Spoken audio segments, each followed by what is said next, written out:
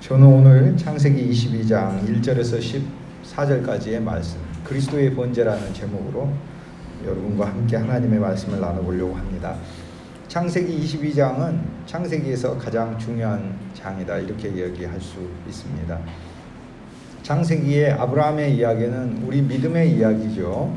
창세기 22장의 이야기는 오늘 우리가 믿음 생활을 하며 우리 속에 반드시 경험되어야 될 이야기다. 그래서 하나님이 적어 놓으셨습니다. 오늘 말씀 처음 시작할 때 이 일 후에 이렇게 되어 있는데, 사실 이 일 후에는 앞에 전장에 이삭이 태어난 후에입니다. 그런데 이 일 후에 이렇게 되어 있는 그 원래 원문에 보면은 동사형이 여기에 축하게 되어 있습니다. 이 일 후에 이 일이 반드시 일어나게 되어 있다라는 얘기입니다. 이 일 후에 이삭이 태어난 이후에 오늘 창세기 21장에서 이삭이 태어나고 22장에서 이삭이 하나님께 바쳐지는 일이 반드시 일어나게 되어 있다. 이게 사실 22장 1절에 이 일 후에 거기 숨겨진 원문에는 사실 에게네토라고 해서 이런 일이 반드시 일어나야 한다라고 얘기되어 있습니다. 이런 일이 반드시 일어나야 한다. 어떤 일이요? 바쳐지는 일이 반드시 일어나야 한다라는 것입니다. 여러분, 저와 여러분이 창세기 12장을 통해 하나님의 축복의 약속을 받고 믿음의 길로 들어섰습니다. 어떤 그리스도인이든지 십자가를 미리 알고 그리스도인이 되는 경우는 사실 없습니다. 자기 죄를 용서함 받기 위해 회개는 하지요. 하지만 그것도 십자가의 극히 일부일 뿐입니다. 많은 사람들은 하나님께 오는 게 창세기 12장을 통해 옵니다. 하나님의 날 축복해 주시고, 하나님의 나와 함께 하시고, 하나님의 나를 지켜주시고, 선하고 아름다운 하나님의 약속을 시작으로 신앙생활을 첫 출발을 갖게 됩니다. 그리고 그 길을 갑니다. 그런데 오늘 창세기 22장을 하나님이 마련하시고 오늘 우리에게 이렇게 얘기하십니다. 이 일이 반드시 있어야 하느니라. 어떤 일이? 바쳐지는 일이 반드시 있어야 하느니라 라는 것이죠. 하나님은 여기에서 아브라함에게 아들을 바치라 라고 말씀하셨습니다. 당시에 가나안족들은 진짜 자기의 아들들을 제물로 끔찍하게 죽여서 제사에 사용하는 그런 흉악한 일들이 있었습니다. 사실 여기서도 하나님께서는 어떻게 보면 정말로 이해하기 힘든 인간을 제물로 바치라고 하는 말씀을 주십니다. 그런데 이것은 하나님의 우리를 향하신 하나님의 제사의 원칙을 가르치고 싶어 하시는 것입니다. 여기 사실 이삭이 바쳐지는데요. 이삭이 진짜 죽습니까? 아닙니다. 이삭 대신 양이 죽습니다. 그런데 그 양이 죽는 것을 이삭이 죽는 것으로 하나님이 보시겠다는 겁니다. 이것이 하나님께서 인간을 제사로 바치라 라고 말씀하신 하나님의 원칙입니다. 자, 다시 말합니다. 저와 여러분이 하나님께 주님 내가 나를 드립니다. 그럴 때 하나님 뭐라고 얘기하실까요? 그래, 내가 너를 받기는 받는데 내가 너 대신에 어떤 우주적인 한 양을 받아야 한다. 그 양이 바로 너다. 그리고 그 양과 너는 연합되었고 그가 죽은 것이 너가 죽은 것이다. 이렇게 이야기를 합니다.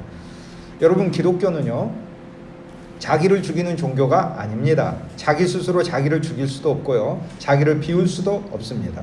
그러므로 자기를 죽입시다, 자기를 비웁시다 하는 것은 좋은 소리일 수는 있는데 기독교의 복음의 정수는 아닙니다. 이삭이 죽어야 될 자리에 양이 죽었고 그 양이 죽은 것이 이삭이 죽은 것으로 하나님이 삼으시듯, 하나님께서는 오늘 우리들이 주님 내가 나를 제물로 드릴게요 라고 바로 가져올 때 하나님께서는 그 단계 이전에 나와 연합하여 우주적인 어떤 한 양이 하나님께 바쳐져야 됨을 말씀하고 있습니다.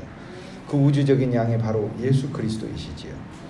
그래서 오늘 창세기 22장은 가장 중요한 메시지는 그겁니다. 하나님이 우리를 위해 우주적인 양을 마련해 두셨다는 겁니다. 그 양의 죽음과 부활 안에서 우리의 죽음과 부활이 있다는 것이고, 오늘 우리 그리스도인들의 믿음은 창세기 22장 내 안에 그리스도가 태어나서 그냥 나라는 존재가 그냥 사는 것이 아니라, 오늘 이삭이 양 안에서 죽었듯 오늘 우리가 이삭으로 그리스도 예수 안에서 이미 죽었고, 오늘 양이 그 죽음을 통해 이삭이 부활로서 살아나오듯, 새로운 이삭으로 살아나오듯 그리스도 예수와 함께 부활하였음을 믿는 이 창세기 22장의 신앙이 저와 여러분 속에서 역사하게 주님의 이름으로 축복합니다. 많은 그리스도인들이 하나님을 믿습니다. 하늘에 있는 하나님. 하나님이 날 축복해 주는 것도 믿고 살아계신 것도 믿고 나와 함께하는 것도 믿습니다. 그런데 우리의 믿음은 더 확장되어야 되는데요. 창세기 22장이 어떤 믿음입니까?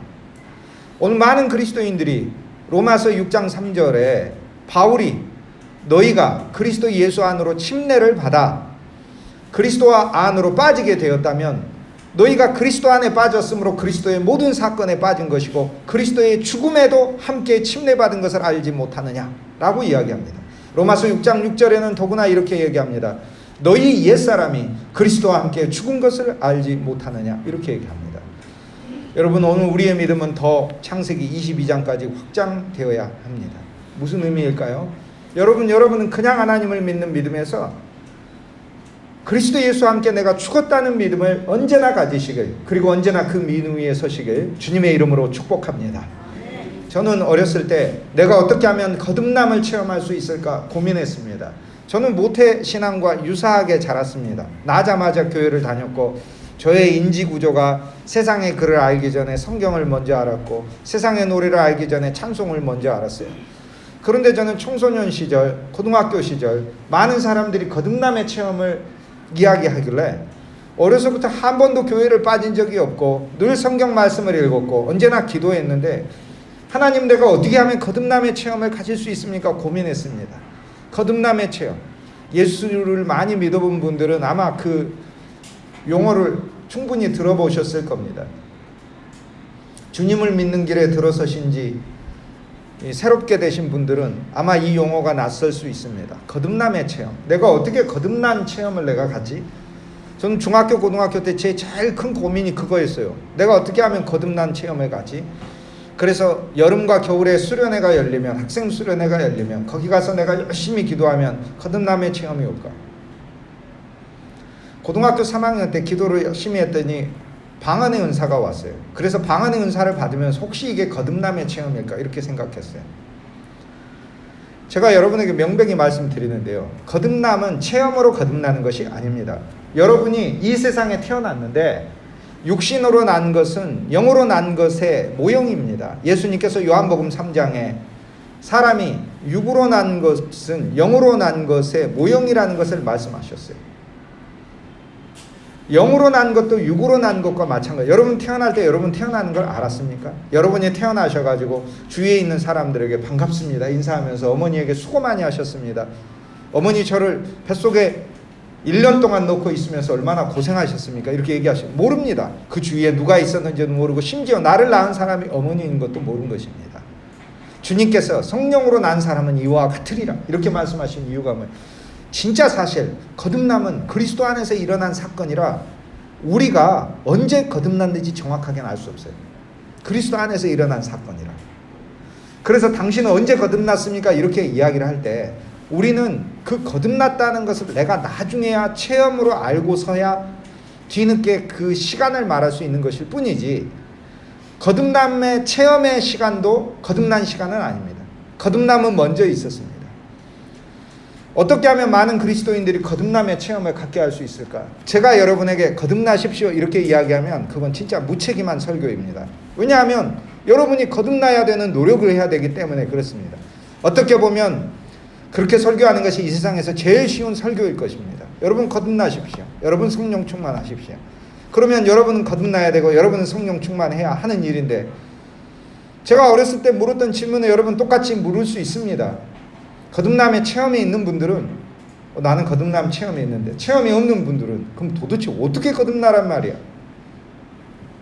거듭남은 믿음으로 거듭나는 것인데 무슨 얘기냐 하면 이미 그리스도 안에서 내가 죽었고 그리스도가 부활하셨지 않습니까? 그래서 2000년 전에 여러분은 그리스도 안에서 태어나기도 전에 죽었고 그리스도께서 부활하실 때 이미 부활했다는 믿음을 가진 것이 이것이 바로 거듭난 사건임을 이 사건이 일어난 것임을 확신하시길 주님의 이름으로 축복합니다. 이 믿음을 먼저 갖고 그 다음에 체험은 뒤늦게 오는 것이지 체험이 와가지고 그 순간 거듭나는 것은 그리스도인이 아닙니다. 우리가 뒤늦게 인지구조가 발전해서 아 이분이 우리 어머니구나 간간히 집에 오시는 분이 올 때만 한 10분 15분 좋다고 나보고 막 뽀뽀하는 분이 이분이 우리 아버지구나. 이렇게 뒤늦게 인지 구조가 알아서 아는 것이지 태어난 아기가 어떻게 압니까? 마찬가지입니다. 여러분 이제부터 여러분이 이 믿음을 가지셔야 합니다. 나는 그리스도 안에서 태어났구나. 근데 근거가 무엇이에요? 그리스도가 죽으실 때 여러분이 죽었고, 여기 이삭의 죽음이 반드시, 어린 양과 결부된 이삭의 죽음이 반드시 있어야 된다고 아브라함에게 하나님이 말씀하신 것은, 오늘 우리가 아브라함의 후손, 믿음의 길을 가는 사람들이므로 오늘 우리의 신앙의 가장 골자 핵심이 무엇이냐? 그리스도와 함께 내가 죽었고, 내 옛사람도 죽었고, 그 옛사람 안에 있는 죄도 죽었고, 저주도 죽었고, 절망도 죽었고, 슬픔도 죽었고, 내 본성도 죽었고, 나의 모든 어그러진 것도 죽었고, 어둠도 죽었고, 나의 불행도 죽었고, 거기 내가 죽었는데 내 옛사람에게 얹혀진 불행이 무슨 소용이 있어요? 내가 죽었는데. 그런데 나 혼자 죽는 것처럼 억울한 일이 없잖아요. 사람이 혼자 죽는 것처럼 억울한 일이 없습니다. 모든 죽음은 혼자 죽는 게 아니고 양과 결부돼서 죽어야 된다고 하나님이 원칙을 세워놓으셨다는 거예요. 여러분은 혼자 죽으신 것이 아니라 그리스도 예수의 죽음 안에 여러분의 죽음이 담겨져 있음을 믿으시길 주님의 이름으로 축복합니다. 그리스도 예수의 죽음은 생명이 풍성한 죽음이요, 사망을 부수는 죽음이요, 저주를 깨버리시는 죽음이요, 죄에서 구출하시는 죽음입니다. 그리스도의 죽음만큼 아름다운 죽음이 없습니다. 모든 사람들의 죽음은 참으로 어찌 한 면에서 보면 참으로 흉악한 것입니다. 여름이면 죽은 지 얼마 되지 않아서 그의 존재도 썩고 그의 가치조차도 없어지고 맙니다. 그러나 그리스도의 죽음은 단지 그분이 거룩하시기 때문만이 아닙니다. 그리스도의 죽음은 우리를 위한 죽음이라 그리스도의 죽음 안에 들어있는 많은 구원과 구속의 생명의 공로를 그의 죽음 안에 들어있는 모든 죽음들에게 선물하시는 것이, 이것이 그리스도의 죽음입니다. 여러분 더 쉽게 저와 여러분이 매일 이 믿음을 가졌으면 좋겠습니다. 저는 매일 아침 눈을 떠서 날마다 주님 앞에서 되새기는 믿음이 있습니다. 나는 그리스도 안에서 죽었고 나는 그리스도 안에서 새 사람으로 살았다는 이 믿음을 날마다 고백합니다. 이것이 저의 매일 아침의 출발점입니다. 다른 건 아닙니다. 이 믿음을 고백하기 전까지는 언제나 옛사람의 느낌과 옛사람의 모습 안에서 그대로 있는 것을 발견합니다. 사랑하는 여러분, 창세기 22장, 하나님은 아브라함의 인생을 통해 이삭이 바쳐지듯, 그리고 그 자리에 어린 양이 바쳐지듯 우주적으로 이 사건을 통해서 우주적으로 일어날 어떤 사건을 미리 가르쳐주고 계시는 것입니다. 오늘 우리는 모두 아브라함으로서, 이삭으로서 반드시 모리아 산에 우리는 올라가야 되고, 거기에 우리 스스로 바쳐지는 것이 아니라 그리스도 예수와 결합되어 죽은 것이고 그리스도 예수와 함께 부활한 존재가 되는 이 믿음을 가지시길 주님의 이름으로 축복합니다. 이 신앙 과정을 거쳐야 된다. 이것이 바로 창세기 22장의 말씀입니다. 그러므로 이제 믿음이 무엇이냐 이렇게 물을 때 우리는 더 전진해서 이야기할 수 있습니다. 믿음은 무엇입니까? 믿음은 우리가 하나님이 살아계신다는 것만 믿는 믿음이 아닙니다. 믿음은 창세기 12장에 하나님이 반드시 우리와 우리 자녀들을 복 주신다는 믿음만이 아닙니다. 여러분의 죄가 아무리 흉악하고 여러분의 인생이 아무리 선했다 하더라도 죄인이기 때문에 다시 태어나야 되고, 여러분이 아무리 선했다 하더라도 다시 태어나야 합니다. 하나님은 선한 존재를 받으시는 분이 아닙니다. 하나님은 그리스도 안에 태어난 존재를 받으시는 것이지, 하나님은 인간이 스스로 죄가 많거나 죄가 적거나 하는 인간 자체를 받으시는 분이 아닙니다. 하나님은 어린 양의 죽음을 받으시는 분이신 것입니다. 사랑하는 여러분, 우리 믿음이 더 매일매일 하나님 앞에 고백하는 건데, 그리스도 예수와 함께 여러분은 죽었고 그리스도의 부활 안에서 여러분이 새로 살아난 새 존재라는 믿음을 가지고 가정에서, 일터에서, 직장에서, 어떤 환경에서든지, 학교에서든지, 인간관계에서든지 이 믿음 안에서 생활하시길 주님의 이름으로 축복합니다. 여호와께서 아브라함을 시험하시려고 라고 말씀을 합니다. 시험하시려고. 여기 시험이라는 단어가 사실 어려운 단어입니다. 시험이라는 단어는 성경에서 참 많이 등장합니다. 그런데요, 시험은 하나님이 시험하시는 게 있고 사탄이 시험하는 게 있고 두 종류가 있습니다. 사탄이 시험하는 건 실패하기 위해서, 또 사람을 모욕 주기 위해서 하는 시험입니다. 예를 들어 어떤 사람이 기술이 있지요. 그런데 누군가가 당신 진짜 그 기술이 있어요? 없죠? 없죠? 라고 하면서, 또는 그 사람이 가진 그 기술의 한계나, 또는 그 사람이 그 기술을 부릴 때 실수하게 만들게 하기 위해서, 그래서 그 사람을 창피하게 만들기 위해서 사탄은 시험합니다. 그래서 사탄은 시험할 때 결코 그 시험에서 인간이 이기는 것을 원하지 않습니다. 그런데 하나님의 시험은 다릅니다. 야고보서 1장 13절에 뭐라고 말씀하시냐면, 하나님은 시험치 아니하신다, 이렇게 적어져 있는데, 더 정확하게 원문을 이야기하자면 하나님은 악으로 악하게 시험하지 않으신다, 이렇게 얘기해요. 무슨 얘기냐면 하나님이 주는 모든 시험은 악한 게 아니라는 거예요. 하나님이 주는 모든 시험은 선한 거라는 거예요. 하나님이 주는 모든 시험은 선으로 결과를 이뤄내시려고 하나님이 주신다는 거예요. 그게 야고보서 1장 13절의 말씀이에요. 여기 시험이란 단어는 페이라조라는 단어인데 어떤 뜻이냐면, 여러분 고대의 스포츠 선수가, 올림픽이 고대에서 나온 거 아시지 않습니까? 스포츠 선수가, 달리기 선수가, 투창 선수가, 레슬링 선수가 평소에 아무 훈련하지도 않고 2년에 한 번, 4년에 한 번 열리는 올림픽에 나가서 경기에 출전한다. 이길 수 있습니까? 이길 수 없습니다. 이 선수가 평소에 하는 훈련을 시험이라고 부릅니다. 그런데 평소에 하는 훈련에만 초점이 있는 게 아닙니다. 사실 이 단어는 아무에게나 쓰이는 단어가 아니고, 고대 헬라 세계의 고대 근동의 제국의 문학에 보면 스포츠 영웅들에게 쓰이는 단어예요. 아킬레스라든지 율리시즈라든지 메넬라우스라든지 이런 영웅들에게 쓰이는 단어예요. 무슨 뜻이냐면, 큰 훈련을 거쳐서 큰 인물로 만들게 되기 위하여 필요한 과정을 시험이라고 부릅니다. 여기 하나님이 아브라함을 시험하시려고 라는 말이 무슨 뜻이겠어요? 무슨 뜻이겠어요?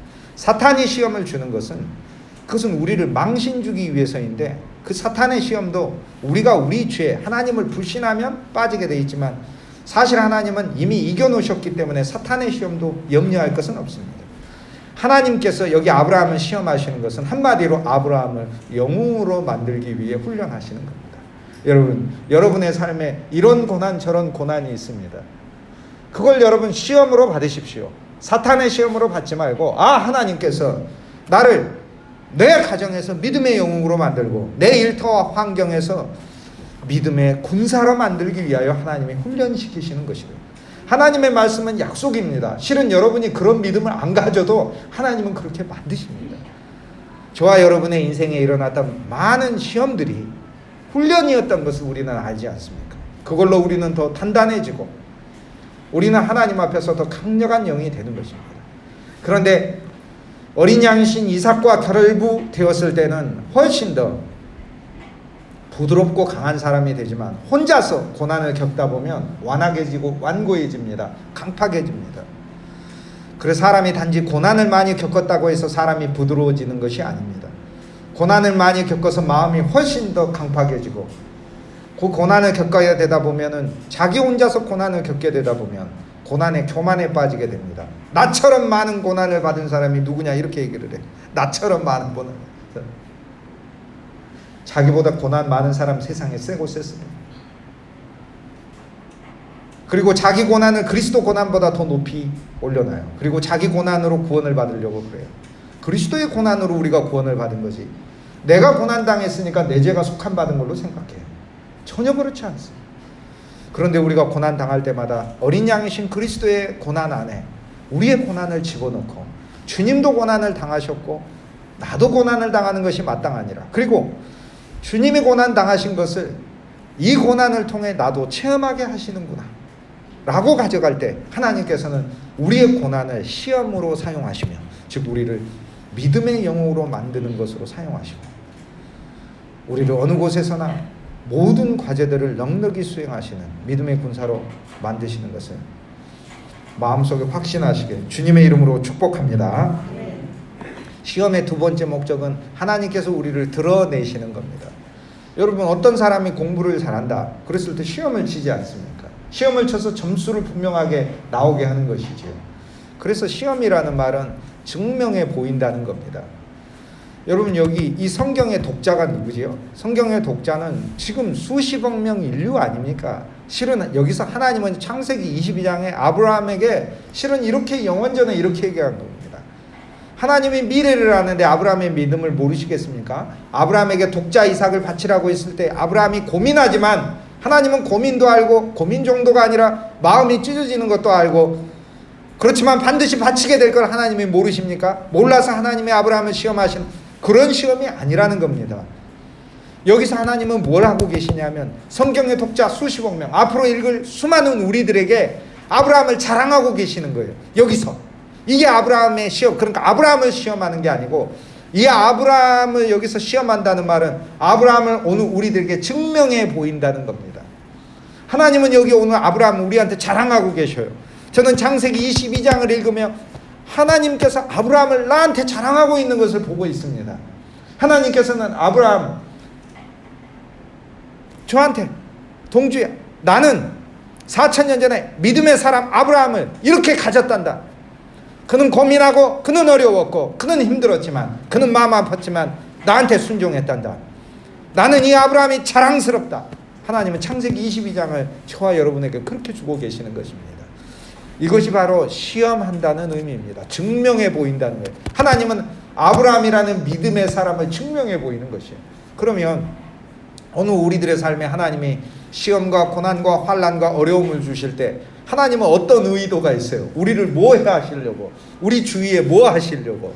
우리를 증명해 보이시려고. 우리가 믿음이 있는지 없는지를 주위 사람들한테, 하나님한테가 아니라 주위 사람한테 증명해 보이시려고 하시는 거예요. 그러므로 환난 중에 기뻐하시고 절망 중에 찬송하시고 염려 중에 기도하시고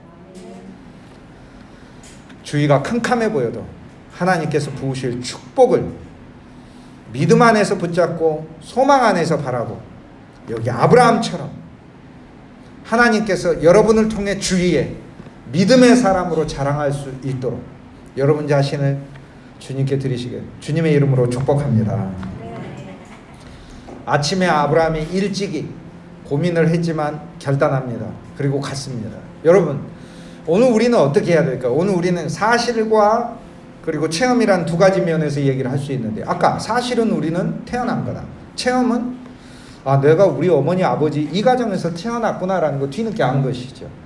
자, 사실의 측면에서 여러분은요 원하건 원치 않건 여러분이 주 예수의 이름을 영접했을 때 진짜 여러분은 그리스도와 함께 죽었고 그리스도와 함께 살아났습니다. 알든 모르든 간에 그랬습니다. 아침에 일찍이 일어나라는 이야기는 저와 여러분이 알든 모르든 간에 어쨌든 하나님이 지시하시는 산, 그리스도가 못 박힌 산으로 우리는 모두 이끌려져서 그곳에서 우리는 주와 함께 죽었습니다. 그런데 체험에서는 하나님은 매일 창세기 22장에 이 사건이 우리에게 일어나기를 원하시는 것입니다.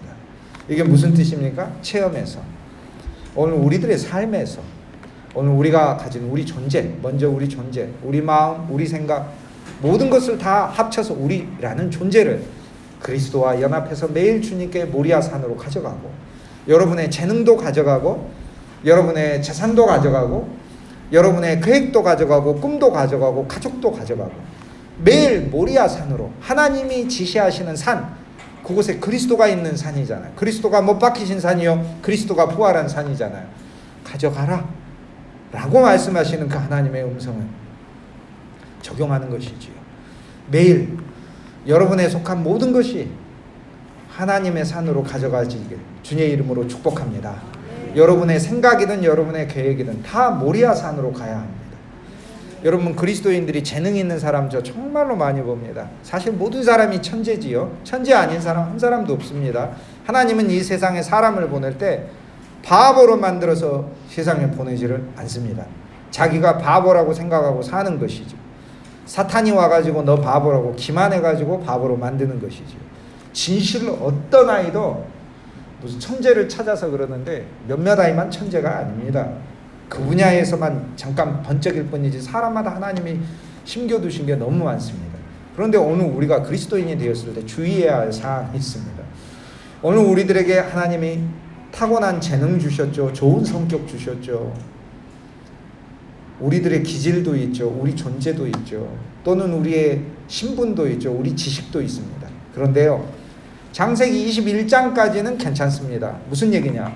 여러분이 여러분의 가정이든 환경이든 직장이든 교회든 마음대로 여러분이 타고난 성격대로 마음대로 생활하시고 마음대로 행동하셔도 좋습니다. 창세기 21장까지는. 그런데 창세기 22장을 아는 그리스도인들은 내 성격도 그리스도의 십자가를 거치고 내 지식도 그리스도의 십자가를 거쳤으므로 주님께 드려진 바 되었고, 이제는 하나님이 내 재능과 내 성격을 사용하셔야 되는 거예요. 내가 바로 쓰는 게 아니라 사용하셔야 되는구나. 왜? 십자가에 드려졌기 때문에. 이제는 내 재산도 내가 막 쓰는 게 아니라 내 재산이 하나님께 드려졌고 하나님이 나를 통해 이것을 사용하시는 거예요. 하나님이 내 시간도 가져가셨으므로 하나님이 내 시간도 활용하시는 거구나. 이 믿음 위에 서시길 주의 이름으로 축복합니다. 그러므로 우리 모든 존재가 하나님의 말씀을 더 취하여 주님께 가져가지고 십자가 모리아산을 거치게 돼서 부활 안에서 새로 받아지게 되면 여기 이삭은 새로운 이삭이 아닙니까? 어느 누구도 여기 이 이삭을 옛 이삭이라고 말할 수 없지요. 그리스도의 십자가를 통과하여 새 사람이 된 것이지요. 오늘 창세기 22장을 통하여 저와 여러분에게 있는 모든 요소가 하나님께 드려질 수 있게, 그리고 이미 드려졌음을, 그 사실이죠. 이미 드려졌음을 믿으시고, 드려진 것이 체험에서 뒤늦게 나오는 것이니까 먼저 주님 앞에서 나는 거듭났다. 나의 모든 것은 이제 주님께 드려졌다. 내가 가지고 있는 지식과 재능조차도 부활의 산, 십자가의 산을 거친 다음에 하나님이 사용하는 것이다 라는 이 믿음 위에서 생활하시길 주님의 이름으로 축복합니다. 오늘 여기 말씀대로 보면 이삭이 가지요. 오늘 이 이삭은 그리스도이며 그리스도와 연합한 우리입니다. 이삭은 나무를 지고 가죠. 십자가죠. 오늘 우리는 그리스도 예수 안에서 저와 여러분의 옛것은 다 십자가에 못 박혔음을 아는 믿음 안에 살아야 합니다. 그런데 우리 새 사람은 어떨까요? 새 사람도 그리스도 예수를 위하여 십자가로 갑니다. 주님은 옛사람으로만 오신 게 아닙니다. 주님은 언제나 새 사람이셨습니다. 주님은 이 땅에 살면서 죄 없는 삶이었지만 십자가를 향해 가는 삶이었어요. 마찬가지예요. 여러분, 오늘 우리의 삶은 한 면에서 십자가를 향해서 우리 새 사람은 가고 있는 겁니다. 우리 옛사람은 십자가에서 죽었고 그리스도 안에서 우리는 새 사람으로 태어났는데, 새 사람으로 태어난 우리의 운명은 또 어디를 향해서 갑니까? 그리스도가 십자가를 향해서 가듯 우리도 십자가를 향해서 가는 것입니다. 하나님이 저와 여러분의 삶에 맡기신 일들이 있습니다. 기분과 감정에 따라서 아무렇게나 내팽개치지 마시고 그리스도의 십자가로 적용하면 부활이 반드시 있으니까, 그리고 하나님이 역사하시고 하나님이 우리의 고난을 아시니까, 그리고 우리의 그 고난과 환난이 하나님이 우리를 단단하게 하는 훈련이 되기 때문에 이 하나님의 진리 위에 서셔서 이삭이 나무를 지고 가는 그 삶, 그리고 아브라함의 마음을 가지고 내 것이 하나님 앞에 하나씩 하나씩 재어져서 슬픔이 있지만 그러나 하나님께 소유된다는 기쁨 안에서, 하나님의 기쁨 안에서 동시에 이 역설적인 감정 안에서 생활하시길 주님의 이름으로 축복합니다. 아브라함은 이삭이 나무를 들고 갈 때 아브라함은 손에 불과 칼을 들고 갔다, 이렇게 말씀에 나옵니다. 6절 말씀에 보면 아들 이삭에게 나무를 지우고 그리스도는 십자가를 지시고, 오늘 우리들도 그리스도와 연합해서 십자가를 지고, 자기는 아브라함은 우리 속에 있는 믿음을 가리키죠. 믿음은 불과 칼을 손에 들고 가지 않습니까? 불은 무엇입니까? 불은 성경에서 하나님의 거룩한 영, 성령을 가리킵니다. 오늘 성령은 우리 안에 있습니다. 여러분, 성령은요, 사실 하나님의 말씀이 성령이에요. 하나님의 말씀을 믿음 안에서 아멘으로, 약속으로 내 안에 담아두면 그게 성령 충만인 것이에요. 그리고 하나님의 영은 진짜 영이에요. 그러니까 우리 속에 들어오실 수 있는 분이에요. 많은 사람들이 그리스도 예수로 채워지고 그리스도의 영으로 채워져야 된다는 사실은 알고 있어요. 그런데 그 반대에 대해서 오랫동안 저조차도 둔감했어서, 무슨 얘기냐? 예수 그리스도는 영으로서 우리 안에 채워질 수 있는 존재이신 거예요. 그런데 어떤 영입니까? 불의 영입니다. 따뜻한 불의 영입니다. 그리고 소멸하는 영입니다. 이분은 소멸하는 영으로 와서 소멸하는 불로 오셔서 내 절망도 소멸하고 내 죄도 소멸하고 내 어둠도 소멸하셔야 되잖아요. 그리고 따뜻한 불의 영으로 오시는 분이시죠. 여기 불은 하나님의 영을 가리킵니다. 여러분, 매일 주 예수의 이름을 부르고 하나님께 조그마한 시간이라도 기도하여 여러분 마음속에 하나님의 성령이 이미 와 있으므로 그 하나님의 성령이 조금씩 더 가득 불처럼 타오르실 수 있게 주의 이름으로 축복합니다. 기도하는 시간 얼마나 달콤한지 모릅니다. 하나님의 말씀이 바로 칼입니다. 이 말씀을 보는 것이 여러분의 무기를 갖는 것입니다. 여러분의 인생에 있어서 주위에 있는 많은 사람들에게도 여러분은 이 무기를 빌려줄 수 있습니다. 여기 칼은 하나님의 말씀인 것이죠. 하나님의 영과 하나님의 말씀을 동시에 매일 소유하고 매주 소유하고 그것이 바로 우리 예배이지요. 오늘 이 한 주 우리가 모여서 예배를 드리는 이 순간에 단순히 우리가 하나님을 찬송하는 시간만이 아니라 이 시간 우리가 져야 될 나무를 보고 가고 그리고 나무만 보고 가면 우리는 얼마나 답답합니까? 나무만 보고 가는 것이 아닙니다. 우리 속에 하나님의 불이 있으며 하나님의 영이 있으며 하나님의 말씀이 저와 여러분 속에 무기처럼 있어서 그 말씀이 우리를 지키고 있고 말씀이 우리를 인도하고 있으며 말씀이 우리를 보호하고 계시고 말씀 가운데 하나님이 주시는 위로와 평강과 기쁨이 넘침을 언제나 고백하시길 주님의 이름으로 축복합니다. 이삭이 아버지 번제할 양은 어디 있습니까? 이렇게 묻지 않습니까? 하나님이 준비하시리라 라고 아브라함이 대답하죠. 하나님은 준비를 했는데요. 누구를 준비했습니까? 하나님은 그리스도를 준비했지 않습니까? 여러분 이게 복음입니다. 여러분의 죽을 자리에 누구를 준비하셨습니까? 그리스도를 준비하셨고 그리스도가 죽으셨습니다. 그리스도가 죽으셨다면 여러분에게 왜 구원이 없겠습니까? 우리가 왜 성찬식을 했습니까?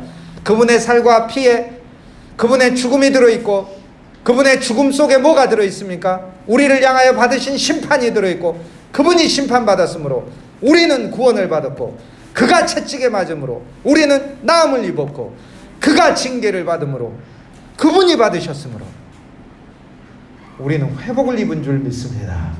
하나님이 준비하셨어요. 이 준비하셨어요.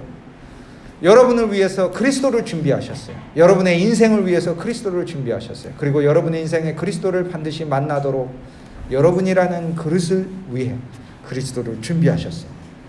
그 다음 이 준비는 무엇입니까? 그리스도만으로 끝나지 않는다는 것을 성경은 말합니다. 로마서 12장 1절에 그러므로 사랑하는 형제들아 하나님의 모든 자비하심으로 강제로 협박함으로가 아니고 자비함으로 하나님의 자비 하나님이 정말 마음이 따뜻하니까 하나님의 따뜻한 마음에 기대서 근거로 해서 내가 너희에게 권하노니 너희 몸을 하나님이 기뻐하시는 살아있는 생명의 제사로 드리라 이렇게 얘기합니다.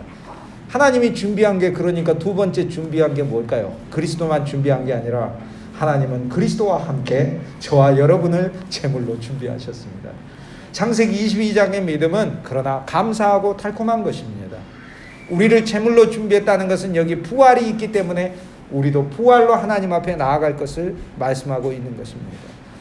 저와 여러분의 환경 속에서 때로는 곤고함도 있고 어려움도 있고 눈물도 있지만 그리스도와 함께 죽었고 그리스도와 함께 살았다는 믿음을 적용하고 그리고 그뿐 아니라 하나님의 성령의 불을 우리 속에 두고 말씀의 칼을 두고 살면서 그리스도를 제물로 바치셔서 나의 구원과 구속을 이루셨고 그 다음 하나님은 나를 제물로 사용하시는 이유가 뭘까요? 제물은 죄만이 아닙니다. 이스라엘 백성이 화목의 제물을 바치면 모두가 배불리 먹습니다. 이스라엘 백성이 번제를 바치면 하나님께 영광이 됩니다. 그러면 하나님은 왜 나와 여러분을 제물로 준비하셨을까요? 나와 여러분을 제물로 사용하여 만인이 화목을 하나님과 화목하게 되고 만인이 축복을 얻게 되고 나와 여러분을 하나님이 제물로 사용하여 하나님께 영광이 되게 하기 위하여 예비했다는 거 아닙니까? 이게 얼마나 감사합니까? 하나님께서 그렇게 만드실 하나님의 길을 확신하시고 여기 이삭이 자기 자신이 제단에 드려지는 것을 기꺼이 자원하는 마음으로 그렇게 드렸대요.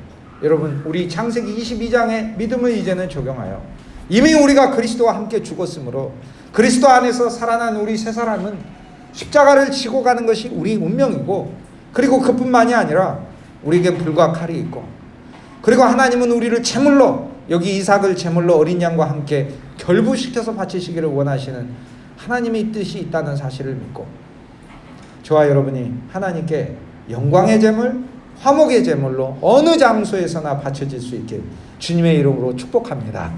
그러므로 이제 더 소망하십시다. 여러분 다 영안에서 젊은 분들이시니까 주님, 내 인생을 하나님이 제물로 사용하여 주세요. 일생 동안 하나님이 기뻐하시는 제물로 사용하여 주세요. 라는 창세기 22장의 이 그리스도의 놀라운 사건이 오늘 우리 안에 이렇게 믿음의 고백으로 나타나길 주의 이름으로 축복합니다. 하나님은 아브라함이 아들 이삭을 바치는 것을 보고 이렇게 말씀하셨어요. 네가 네 아들을 내게 바치는 것을 보니까 너가 너를 경외하는 것을 알겠다. 사랑하는 것을 알겠다. 이렇게 얘기해요. 사실 하나님이 그런 거 안 바치면 몰랐을까요? 하나님 다 아신다니까요, 미리. 근데 하나님은 왜 아브라함에게 이 일을 하셨을까요? 처음에 제가 말씀드린 것, 아브라함이라는 인생이 선택받은 이유가 있습니다. 우리에게 군대 가면 조교가 있듯, 사회에 있어서 시범을 보여주는 사람이 있듯, 하나님은 아브라함의 인생을 하나님의 일을 위한 조교로 하나님은 사용하고 계셔요. 하나님은 역으로 말씀하고 계셔요. 아브라함아, 너 네 아들을 바치려고 하는 네 마음이 어쨌느냐, 얼마나 아팠느냐, 하지만 너 믿음으로 바쳤지.